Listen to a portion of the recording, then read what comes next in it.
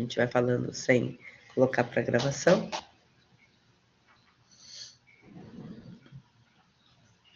Tá gravando? Bom, a aula de hoje nós vamos falar sobre democracia e cidadania, certo? Eu vou explicar para vocês o que é isso. Bom dia a todos. Eu vou explicar o que esses conceitos têm a ver com a questão da gestão e como que nós aplicamos isso no nosso dia a dia. Vale lembrar que essa disciplina é uma disciplina transdisciplinar, né? Além de ela ser transversal, ela perpassa a aplicabilidade em todas as disciplinas que vocês fazem no currículo, ou seja, durante o curso de vocês. E é uma disciplina que promove a discussão independente dela estar sendo discutida em um local. Como que isso ocorre? Apesar de vocês estarem tendo a disciplina de ética, cidadania, sustentabilidade em uma caixinha, vamos colocar que as disciplinas de vocês são todas em caixinhas. Apesar de nós estarmos discutindo a disciplina, essa disciplina numa caixinha, a aplicabilidade dela ocorre em todas as disciplinas, em todo o contexto pessoal, profissional, social de vocês, certo?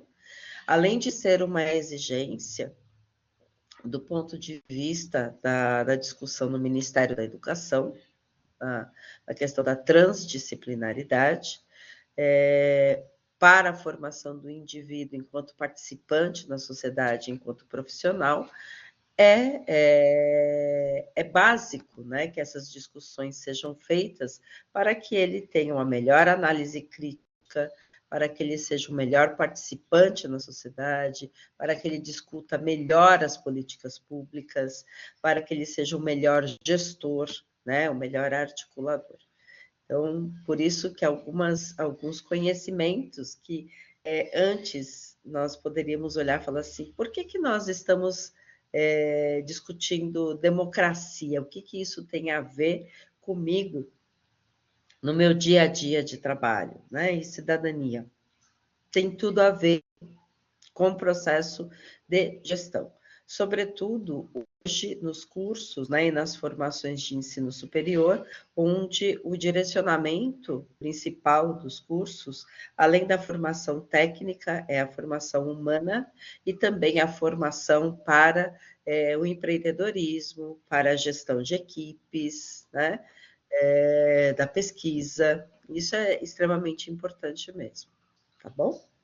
Então, eu vou compartilhar aqui o PowerPoint para a gente poder falar, para a gente poder conversar sobre esses dois temas. Eu estou achando que eu estou no Teams, fui lá no compartilhar direto.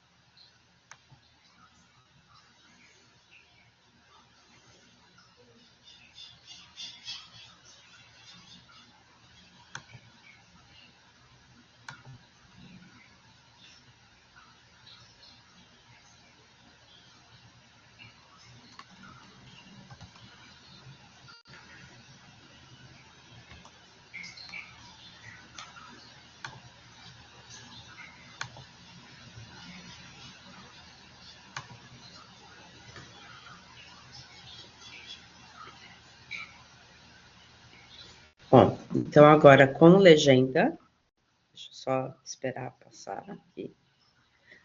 Isso, perfeito.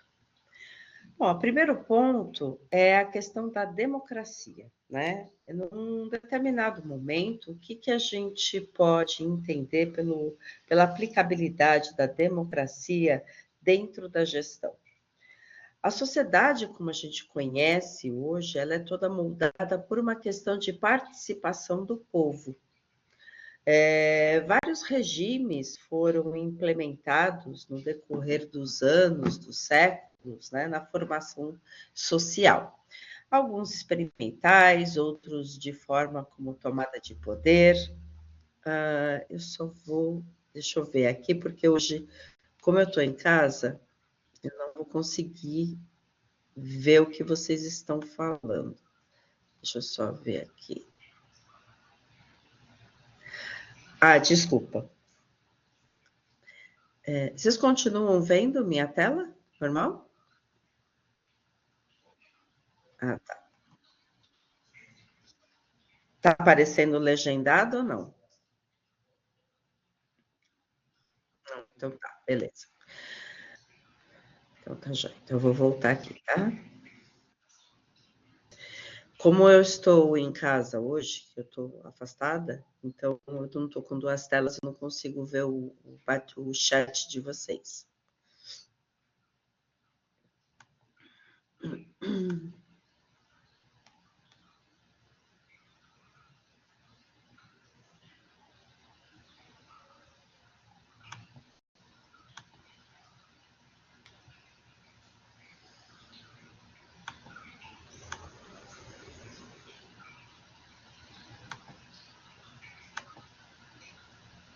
Agora todo mundo vem, né? Tranquilo. Vamos lá, gente. Hoje nós estaremos falando, bom dia a todos, bem-vindos à nossa webconferência do dia 25 de outubro, ó, 25 de agosto de 2025. Hoje nós estaremos falando sobre a unidade 2 da disciplina de Ética, Cidadania e Sustentabilidade. O nosso tema hoje é Democracia e Cidadania. E por que esses temas são tão importantes na nossa vida cotidiana e na nossa vida como gestores e participantes de uma sociedade organizada, seja ela do ponto de vista social ou ela do ponto de vista organizacional. A democracia, como nós conhecemos hoje, ela faz parte de todo um processo de evolução, de discussão, de adequação e de modelos onde, principalmente, o povo faz parte das decisões de forma organizada e de que, a partir disso, ele fazendo parte desse modelo decisório, ele possa também estar presente e também, através da sua participação, moldar como a sociedade, como um todo, pode ser transformada e, a partir daí, ele possa estar nela como indivíduo social participante, como profissional, como indivíduo social, fazendo com que ele consiga ter uma vida, né, um ciclo de vida adequado com aquilo que ele ajudou a organizar. É muito fácil e muito bonito quando nós falamos dentro dessa perspectiva, né? Sendo que nós temos muitas vezes sociedades com olhares díspares, né? Sociedades com pontos de vista diferentes, opiniões diferentes, mas isso faz parte de uma organização onde todos podem pleitear, podem hoje em dia votar, podem se colocar, protagonizar. Então, tudo isso é uma conquista que não vem de hoje, vem de há muito tempo atrás. O interessante é que o sentido de democracia, ele começa especificamente como uma necessidade de organização pública mesmo. A organização social para que todos consigam, através daquele modelo, entender quais são os objetivos, quais são as normas, quais são as diretrizes, quais são os propósitos, para que, a partir disso, possam tanto viver em harmonia, mas que também possam trabalhar, pleitear, e vamos colocar no sentido figurado aqui, vamos falar brigar por melhorias, fazendo com que a sua vida seja, né, do ponto de vista global, muito melhor. Mas no decorrer da história, a democracia, por vezes, ela foi substituída.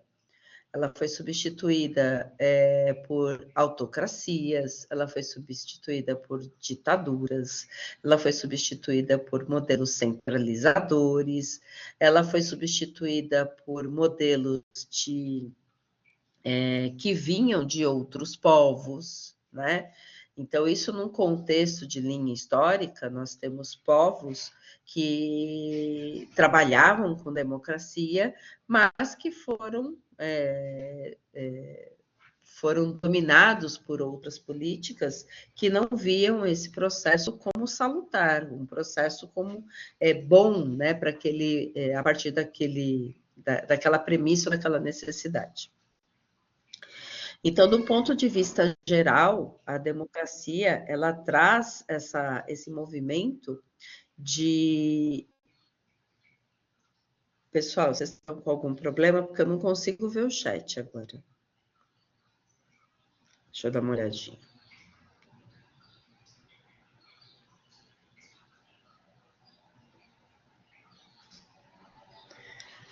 Mas está na página 2 mesmo ainda, gente. Eu não avancei. Tá? Nós ainda estamos na democracia.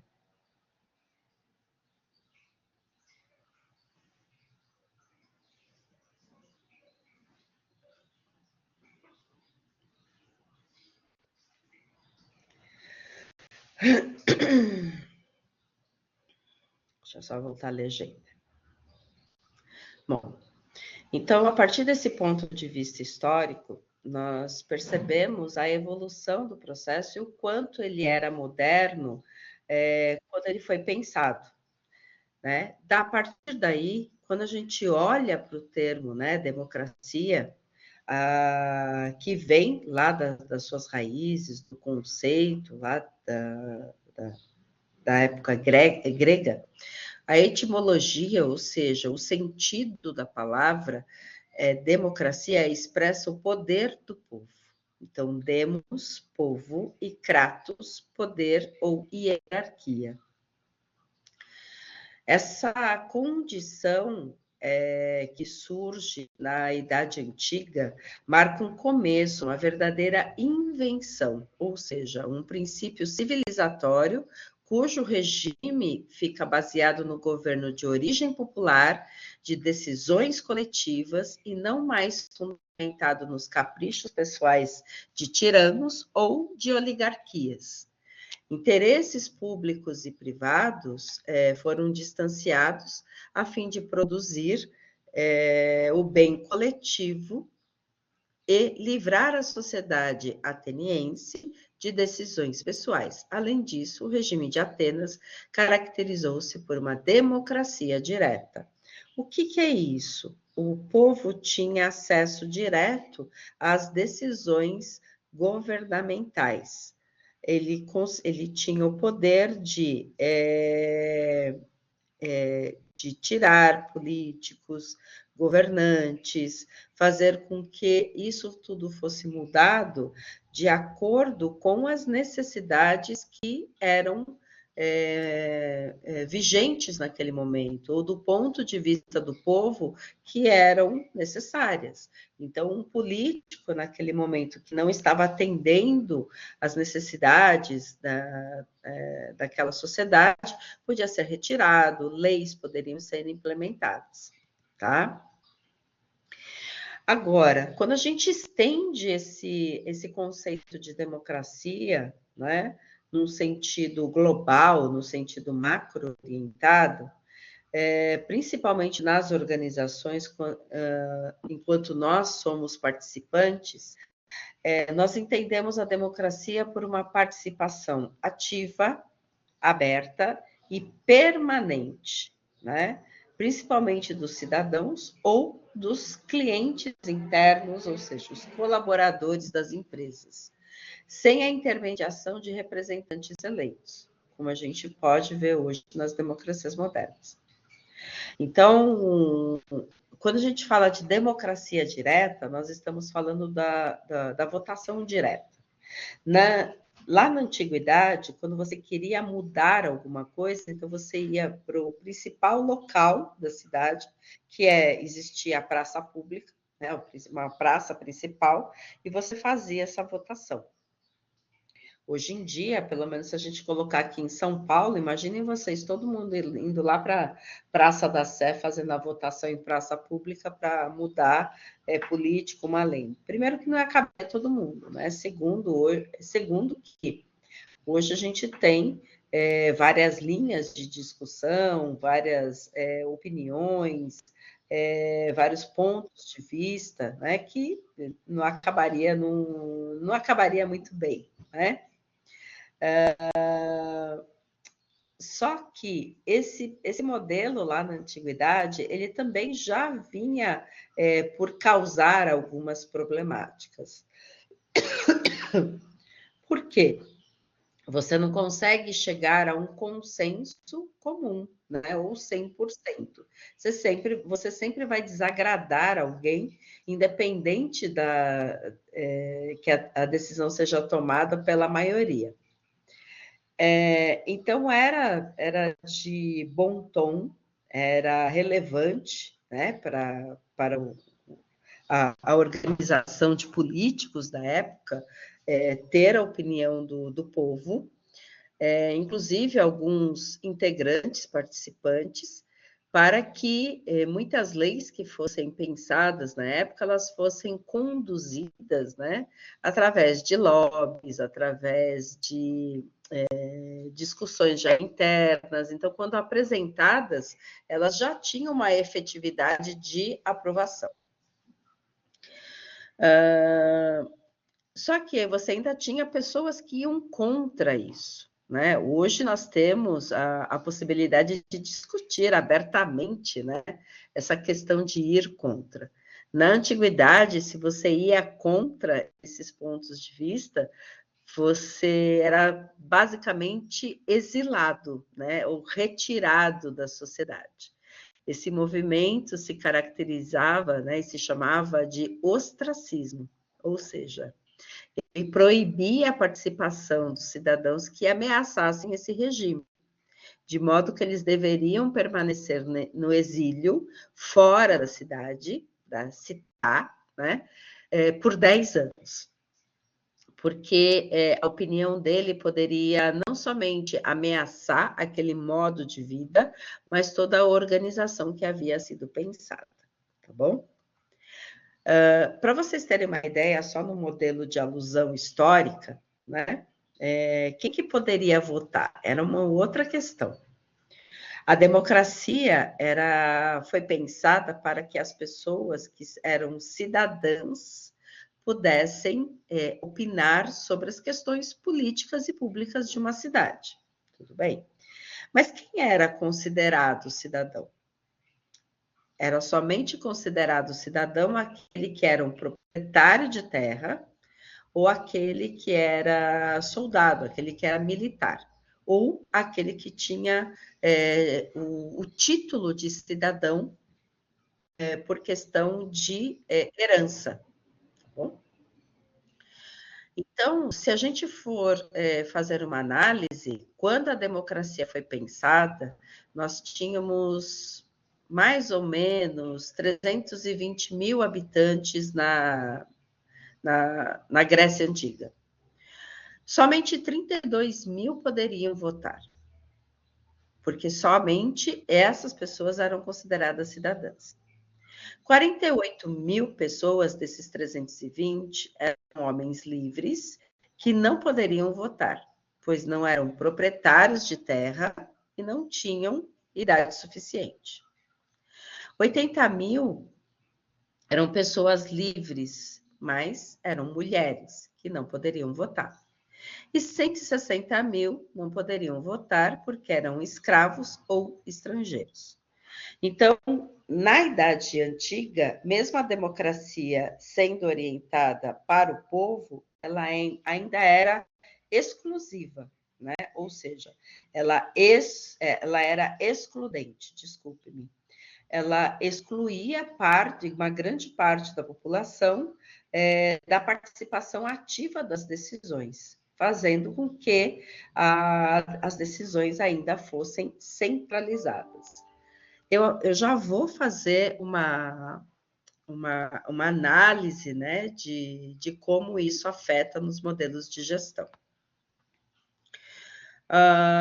Nesse sentido, quando a democracia foi pensada, Aristóteles, que era o principal filósofo, né, da Idade Antiga, pensava o seguinte: democracia era uma forma de governo. Já na Idade Moderna, Montesquieu fala que democracia é uma qualidade de república. Então, o que a gente percebe? Que no decorrer da evolução da sociedade, a democracia ela mantém a premissa, né, de participação pública, mas ela muda os moldes de como ela deve ser implementada. Aqui eu já falei para vocês, falei do ostracismo. E a democracia, ela prevê como um primeiro agente, né? Nós falamos como um agente de transformação, da aplicação da liberdade e igualdade. Nossa, professora, mas você acabou de falar que de 320 mil habitantes, a maioria não podia votar. Como que eu consigo falar de liberdade e igualdade? É o primeiro movimento que se tem para enxergar o indivíduo enquanto participante da sociedade, né, como humano. Apesar de você ter várias outras regras vigentes, né, na Idade Antiga, como a questão de propriedade, a questão de leis, é o primeiro passo que se tem para a evolução, para se repensar todo esse modelo. Tanto que a civilização grega é modelo até hoje para nós como base de muitas ciências. A civilização grega, a partir desse movimento de democracia, começa a ter um outro olhar sobre a participação destes outros membros no decorrer da evolução da própria sociedade deles, da participação de estrangeiros, do que era a questão da aplicação da cidadania, como um estrangeiro ele poderia se transformar como um cidadão efetivo daquela sociedade. A mulher, infelizmente, né, não tinha papel nessa época, né? Não adianta. Mas houve um pensamento evolutivo na questão da aplicação da palavra democracia e no que se refere a toda a transformação social daquele meio, tá bom? A democracia, né, no que diz respeito ao cenário moderno, ela traz em si, né, todo um arcabouço, toda uma base do que a Idade Antiga ela desenhou, a participação ativa do povo. Só que isso, em um determinado momento do cenário histórico, ela acaba por se perder, através de outros modelos governamentais que eram totalmente excludentes, né, da maioria do povo participar. Então, o modelo de democracia, como a gente conhece hoje, ela começa a ser revivida a partir do século XVII, quando a gente começa a ter os primórdios do que seria a Revolução Industrial, quando a gente começa a ter uma organização social diferente, principalmente na questão política, nos modelos constitucionais, na formação dos governos, né? Independência de grandes países, tratado dos direitos humanos. Então, isso começa a ter uma outra relevância. Peraí.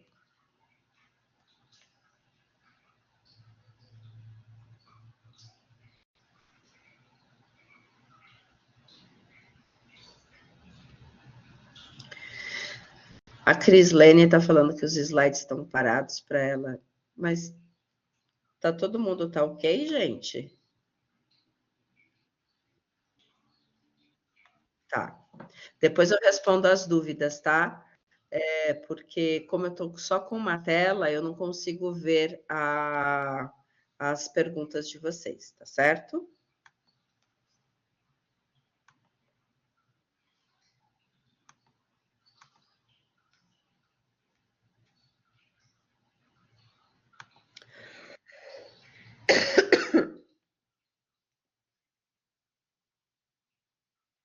Vamos lá, gente.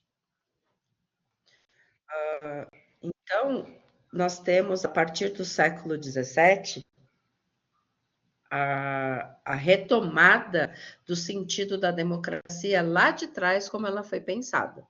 Né? Mas isso a gente vai ver no decorrer também da disciplina, né, com outros fatores históricos.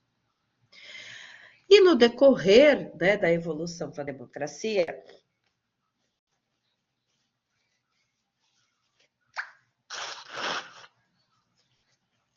gente, me perdoe. Nós temos no cenário moderno alguns tipos de democracia que são aplicados, né? No cenário que nós vivemos hoje. Dentre elas, a democracia direta, a qual nós já falamos um pouquinho, em que os indivíduos de uma coletividade manifestam sua opinião sobre os assuntos e que são coerentes e concernentes nesta mesma coletividade, que são votados em assembleias, reuniões coletivas.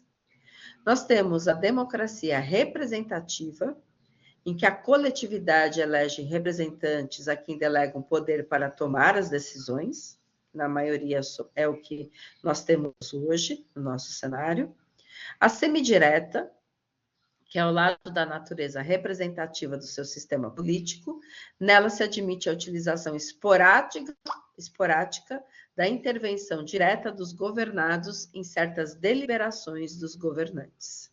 Então, nós temos basicamente 3 modelos de democracia que hoje são praticadas na atualidade. O primeiro ponto, né, entre democracia clássica e democracia moderna é o que nós chamamos de representação.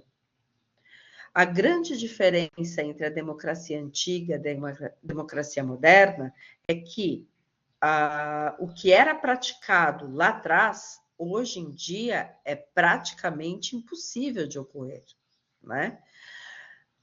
Tanto dado o número de pessoas, a forma, né, a polaridade de opiniões, a organização da própria sociedade, como ela se constitui hoje.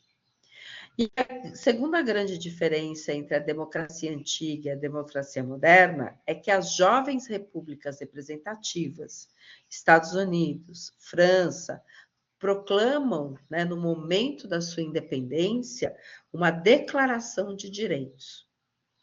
Então, lembram-se que eu disse que a partir do século XVII, a gente tem uma mudança significativa no que diz respeito à democracia, porque na Idade Média, né, todo aquele período de Idade Média, a democracia ela é esquecida.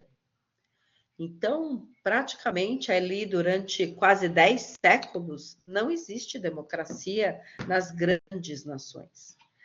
Então, a partir do século XVII, com a independência dessas jovens repúblicas, né, Estados Unidos e a França, eles criam o que a gente chama de um Tratado dos Direitos Humanos, que é a participação ativa do povo diante das decisões públicas. e isso é um grande avanço no que diz respeito à organização social e política dessas repúblicas, tá? Esse movimento também se alastrou, né, para a Europa durante os séculos 17 e século 18, levando principalmente o pensamento liberal e trazendo uma nova condição ao indivíduo participante da sociedade, trazendo a perspectiva de cidadão, não somente aquele que nascia naquela terra, o que era proprietário, né, de alguma terra, o que tinha a herança dos pais do título de cidadão. Então, o status de cidadão é qualquer um que está ali produzindo, trabalhando e participando daquela sociedade, tá bom? E o que isso tem a ver com todo o processo de organização social? Quando nós pensamos em democracia, e nós falamos sobre o poder do povo, nós estamos falando que a democracia nas organizações no contexto atual é um conceito multifacetado, ou seja, que ela evoluiu da democracia representativa, ou seja, do que nós temos hoje no modelo político. Então, nas organizações, nós saímos do modelo representativo e nós estamos indo para um modelo cada vez mais participativo, incentivando os colaboradores de uma organização a se engajarem muito além do que eles foram contratados ou do que eles estão ali para desempenhar. A participação, né, no que diz respeito desses colaboradores dentro de uma gestão, ele traz outra perspectiva no modelo organizacional.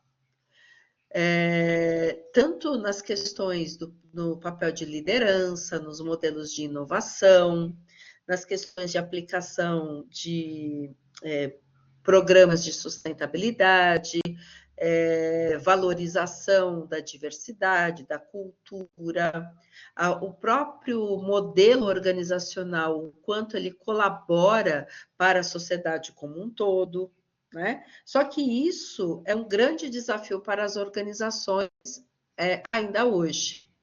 Porque quando nós pensamos na estrutura da organização, nós estamos pensando numa estrutura hierárquica, uma estrutura que foi modelada de acordo com a estrutura militar. Então, a grande base lá debaixo da pirâmide, que são os colaboradores, eles obedecem a quem está acima deles na estrutura hierárquica, ok? Então, reorganizar esse modelo, que antes era um modelo que vinha, era um modelo somente de cima para baixo, né? Era um modelo onde toda a diretiva, toda a tomada de decisão não levava em consideração a participação do indivíduo. É uma tarefa muito difícil no que diz respeito a repensar o modelo de negócio. Então, quando a gente aplica o conceito de democracia, nós partimos, no primeiro momento, para a representativa, né? Então, é o representante dos trabalhadores. Então, a gente vai olhar aí principalmente para os representantes sindicais, né? Para os representantes dos direitos da empresa, que tem um papel fundamental para ter esse primeiro passo para reorganizar um modelo de participação. E hoje, né, as organizações se movimentam para que essa participação ela seja muito mais orgânica, ou seja, trazendo diretamente um fomento a essa participação. Então, as organizações, de forma voluntária, criam ferramentas que facilitem a participação cidadã, né, do indivíduo, ou seja, aquele colaborador, que tem um olhar não somente para dentro do negócio, mas que tem um olhar enquanto participante da sociedade civil. Porque dentro do negócio, ele é um colaborador interno, mas fora, ele é um participante ali, consumidor, ele é impactado pelas decisões das empresas, pelas decisões públicas. Então, ele tem esse olhar. Opa, saiu a nossa legenda. Deixa eu ver o que aconteceu aqui.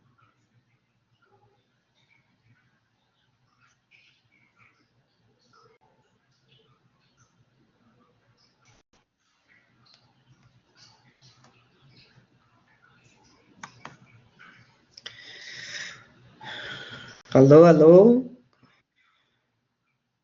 Voltou. Voltou. Então, hoje as empresas elas têm uma preocupação efetiva de ter essa participação orgânica.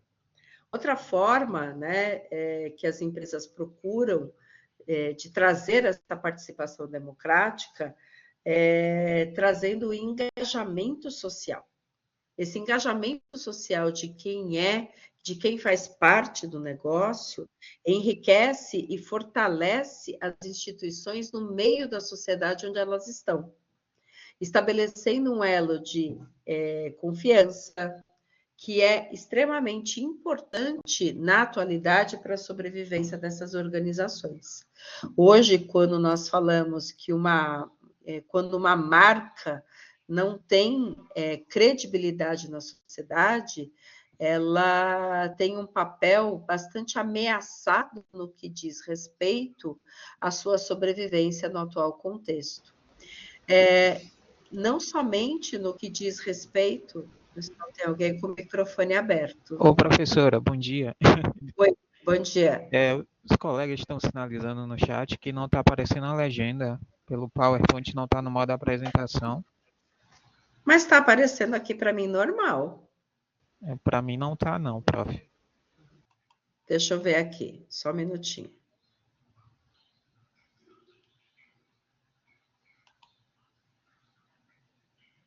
Desculpa. Deixa eu ver aqui o que está acontecendo.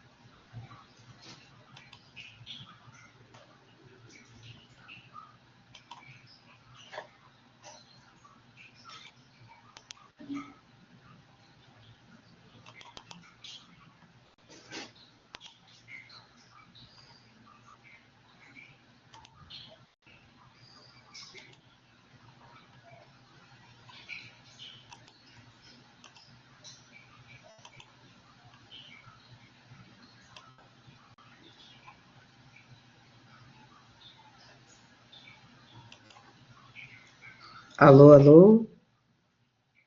Estão conseguindo ver agora? Ainda não, prof. Tenta o Shift F5, ver se ele vai.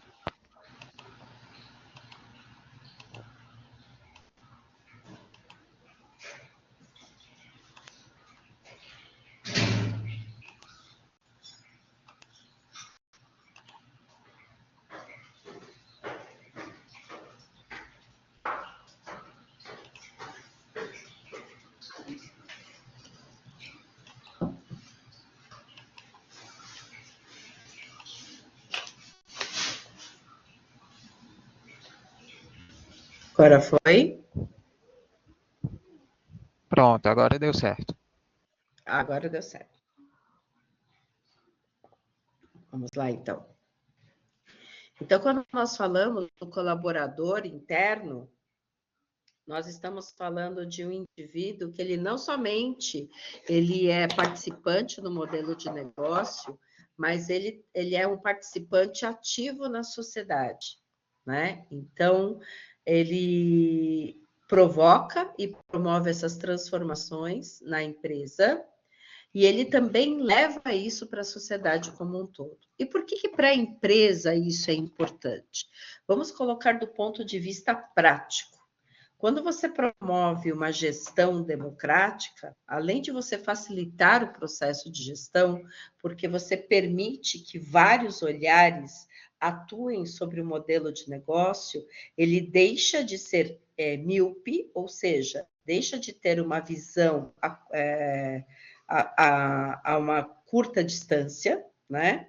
Eu posso dizer isso porque eu sou míope, né? Então, eu enxergo muito bem perto, mas de longe eu não consigo enxergar. E você promovendo essa gestão democrática, você vai ter de fato uma forma de você poder inovar o seu negócio, de você trazer uma outra perspectiva do ponto de vista de adequação desse modelo, através de uma gestão humanizada, onde todos podem participar com uma diversidade de saberes e uma diversidade de olhares, né? Então, isso não é somente uma perspectiva de você estar incluído num novo modelo organizacional, não é. Isso também é uma forma de você trazer um olhar humanizado, um olhar diferenciado, um olhar onde hoje, num cenário extremamente competitivo, uma gestão compartilhada, uma gestão humanizada, ela seja empreendedora, inovadora, ela traga uma outra perspectiva para essa estrutura hierárquica que foi inicialmente pensada como uma estrutura militar, que ela tenha um real significado de aplicação na sociedade, né?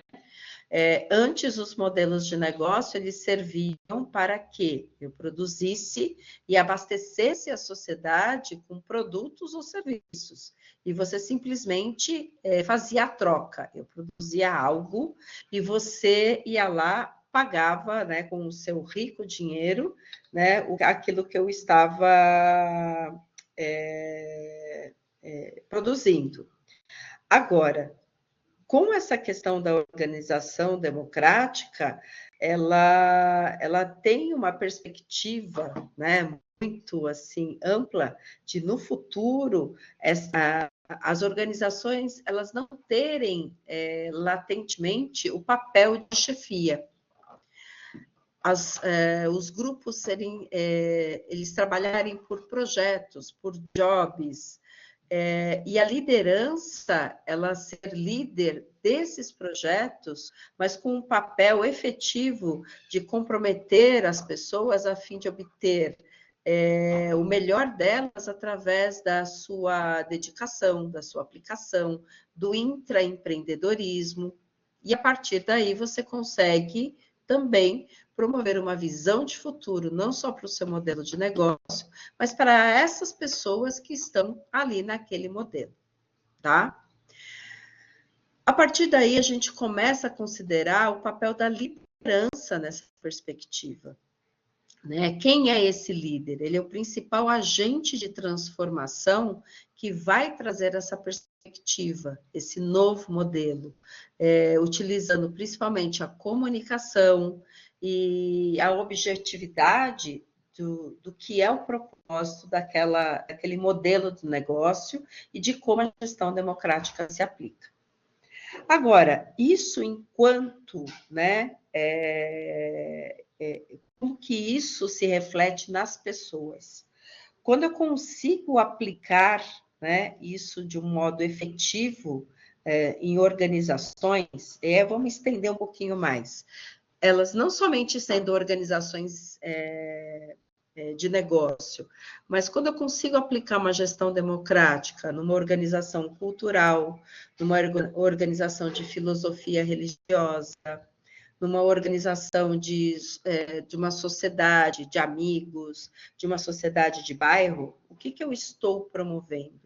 Eu estou distribuindo responsabilidade, eu estou dando voz para toda a equipe, independente da idade, independente da origem, independente do grau de ensino e conhecimento, né?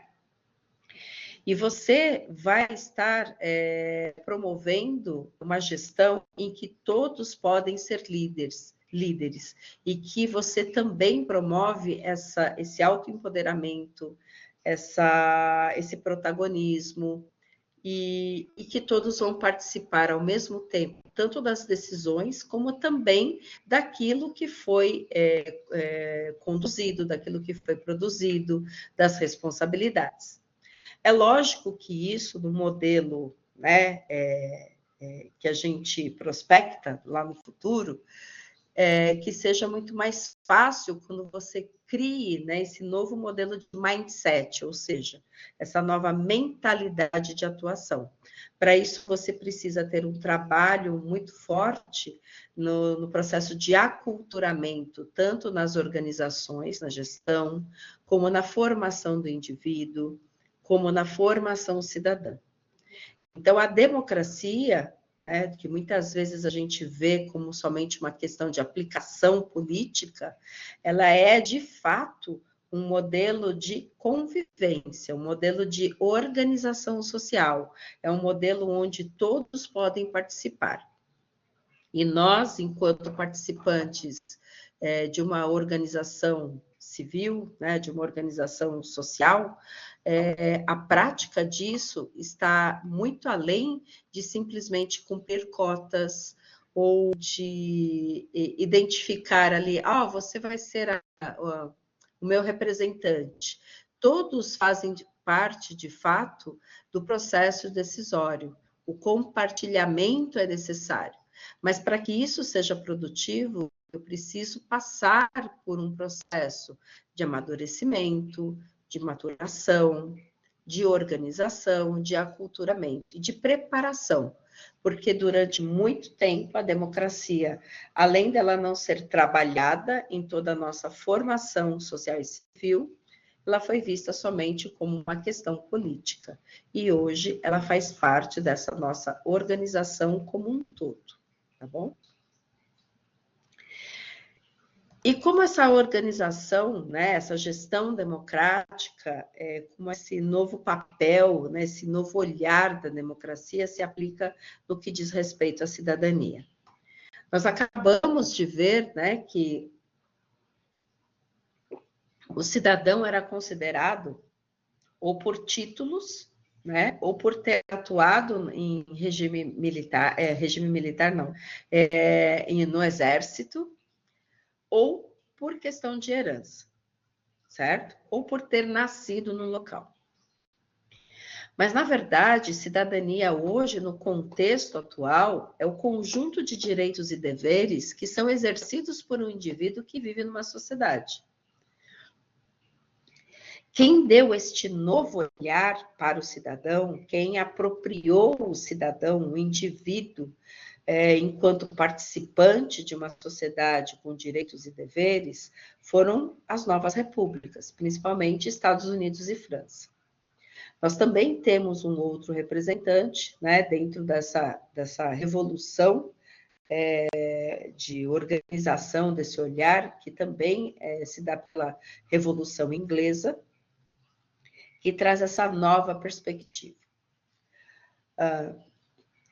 E o cidadão não somente tem esse direito à participação, mas ele também tem um papel extremamente importante no que diz respeito à formação dessa sociedade. E esse papel, ele transpassa a atuação dele quando ele está fora da organização.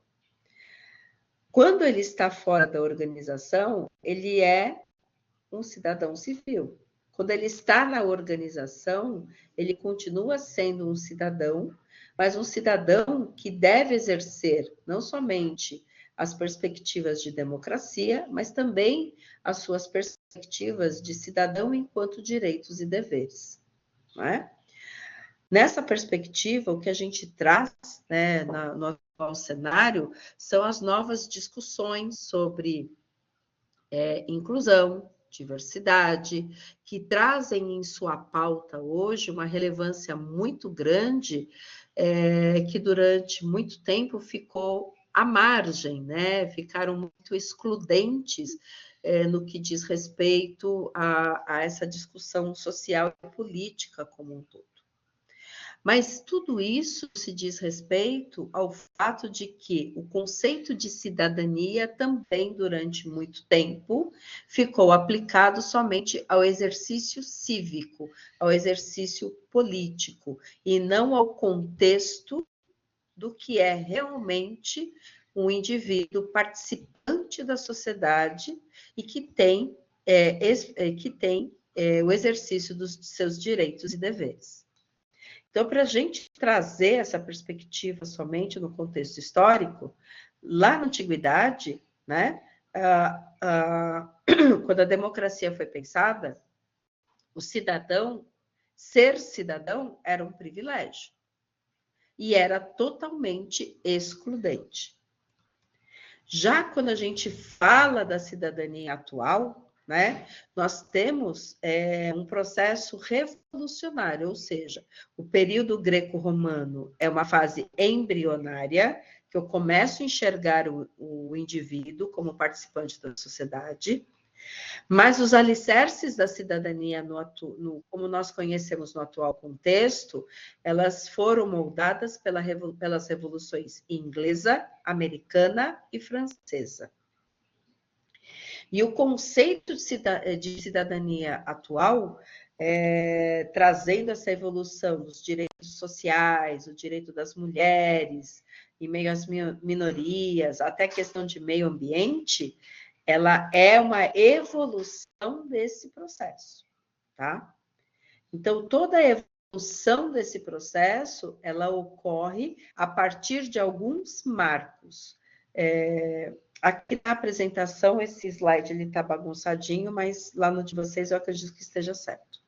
Então, na Revolução Inglesa, em 1640, começa esse novo marco.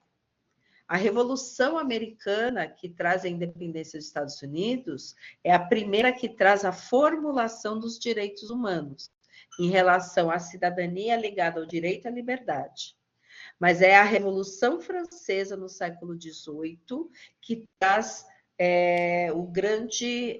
os 3 pontos de alicerce da cidadania que nós conhecemos hoje, que é liberdade, igualdade e fraternidade.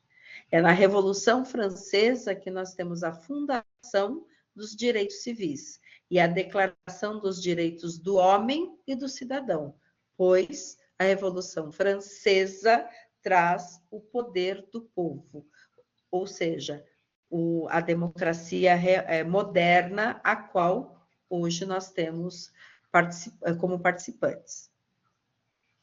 No contexto político, né, a cidadania é uma relação política entre o indivíduo e uma comunidade política. Vamos entender política, que não é partido político, mas política, que são um conjunto de normas, de regras, de leis, onde este indivíduo está estabelecido. E entende-se por participação da sociedade, né, que viver em sociedade implica em participação e desempenho de papéis, ou seja, a cidadania implica o reconhecimento e concretização dos direitos civis, cidadania requer prática de reivindicação, o exercício da cidadania requer o conhecimento dos direitos e também dos deveres. E cidadania implica no sentimento comunitário em processos de inclusão. E a prática da cidadania apresenta-se como um instrumento indispensável para a construção de uma sociedade mais justa e mais igualitária. O que nós percebemos? Agora fui eu que parei, tá, gente? Eu parei, eu estou voltando aqui.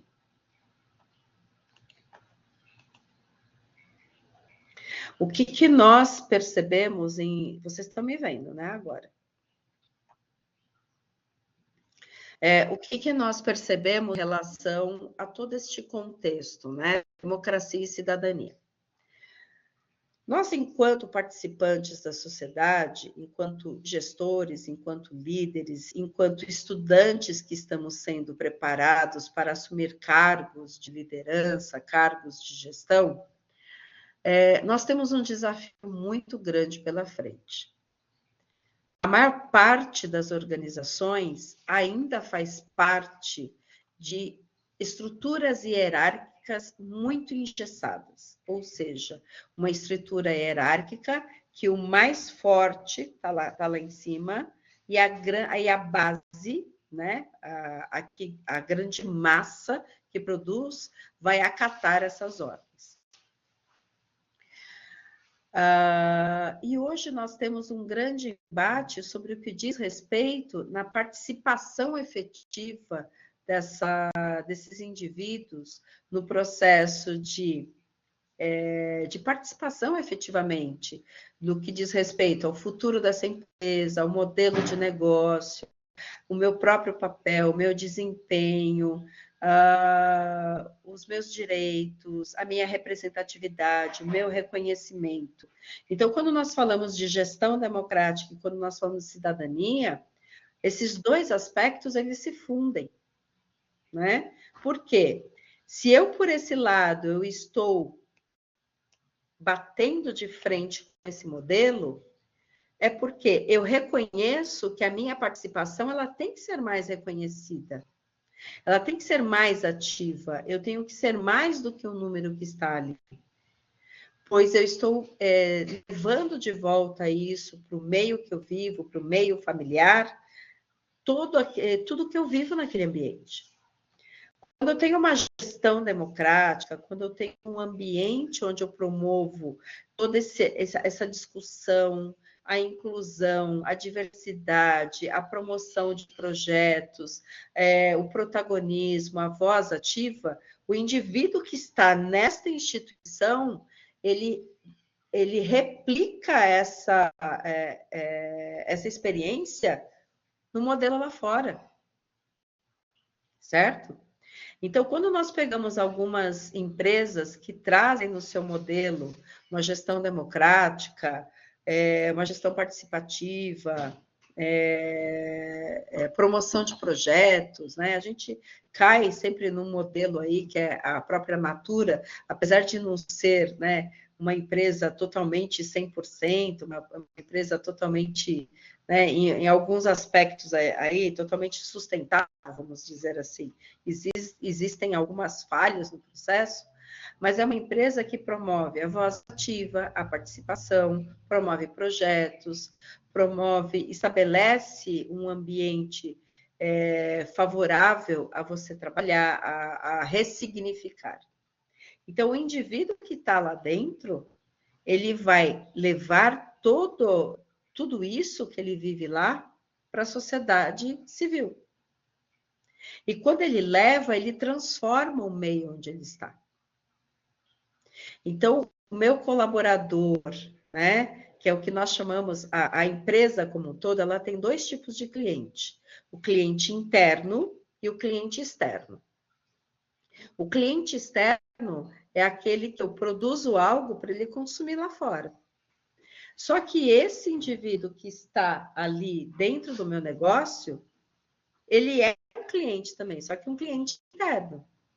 Ele é participante de uma sociedade, só que naquele momento ele está trabalhando na minha empresa. Mas, num outro momento, ele vai lá para fora. Então, esse indivíduo, esse cliente interno, quando ele muda, quando ele é transformado dentro desse ambiente, ele vai transformar lá fora também. Então, quando nós olhamos para esses dois conceitos, nós vemos o quanto é importante o estudo, a aplicação e a discussão disso nos meios onde nós estamos, né? Então, ampliar além do que nós estamos acostumados, né? Da própria aplicação da palavra, ampliar o conhecimento é extraordinário para a nossa própria transformação enquanto indivíduos. Tá certo? Bem? Tá bom, gente. Eu estou terminando por aqui também. Jéssica, a dúvida é em Word, tá? A sua dúvida da PTI, ela tem que ser enviada em Word, tá joia? Vamos lá. O tema é bastante complicado, né? Mas a gente só consegue aplicar se a gente estudar, se a gente se apropriar do tema, se a gente entender além daquilo que a gente já está acostumado, tá? Muitas vezes nós estamos acostumados com uma aplicação básica da palavra, e quando nós nos aprofundamos em todo o seu conceito, nós entendemos a profundidade disso na nossa vida diária, na nossa contextualização, na nossa forma, né, de pleitear direitos, de transformar o meio, tá certo? Bom, pessoal, sim, sim. Posso recomendar sim, Bruno. Eu vou subir mais algum material sobre a PTI, inclusive o link do artigo, que eu acho que o link está quebrado. Eu posso sugerir alguns livros, alguns materiais para vocês se aprofundarem. Então, assim que eu subir lá na Mediateca,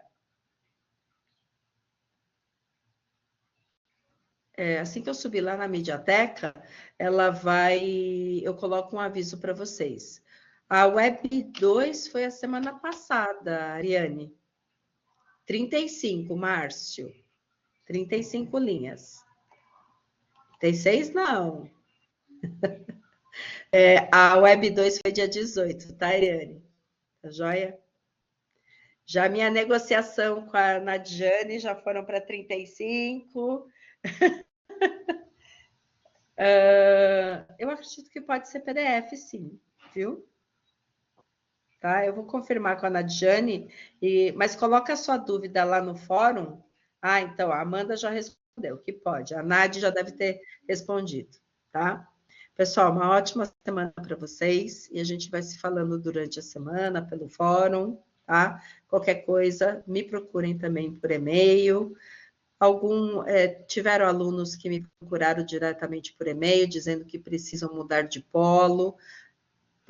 Para questões mais assim abrangentes, abram chamado, tá? Então, questões administrativas, assim, abram sempre chamado para a gente ter isso documentado, para que a gente possa acompanhar aí o desenvolvimento das solicitações de vocês, tá certo? Boa semana, gente. Tudo de bom para vocês. Tchau, tchau. Obrigada, Bruna. Tchau.